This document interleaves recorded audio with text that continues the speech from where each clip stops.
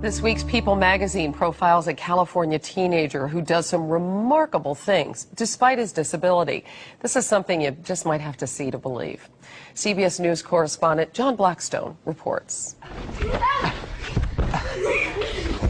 In a pillow fight, 14-year-old Ben Underwood can deliver a dead-on shot. When a video game is going, his fingers fly. On his skates, he's fearless. For most teenagers, it's nothing remarkable. Car. I hit a car. But Ben Underwood is blind, totally blind. Hear the clicks? That's how he finds his way around. To walk down the street with Ben is to be amazed at what he can see with his ears.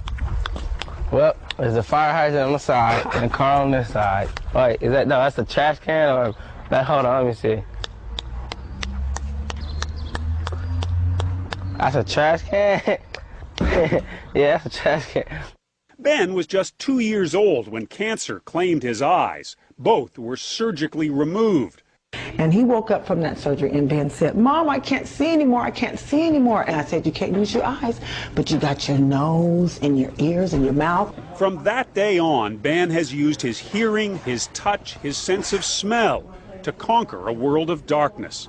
It's sometimes hard to believe how good Ben is. Just watch the way he deftly steps around a fallen trash can. I don't know how you do that. Somehow, Ben has mastered echolocation. It's the same way dolphins get around, bouncing sound waves to figure out where they are. On a trip to SeaWorld a few weeks ago, Ben found that he and the dolphins shared an amazing talent. All right, ready? Out of the water, it becomes easy to forget that Ben is blind. Ha ha! That was luck. How else to justify my pleasure when I put a couple of goals past him? You thought you're so good. I am good. He is indeed. Ben beat me 5-2. Playing video games with his brother Isaiah in the assault of noise, Ben can figure out everything that's happening just by listening. How can you even separate the sound? Because they got different voices. Nobody is going to tell him that there is an impossibility for him because there are none. This mom ought to be teaching a course on, how do you raise a kid who can't see well. Dr. James Rubin says Aquanetta has done exactly the right thing with Ben, never being overprotective, never putting limits on him. I think the real story here is not his talents, but his attitude. And I think attitude is what it's really about. We have to give our kids confidence. We give them pride.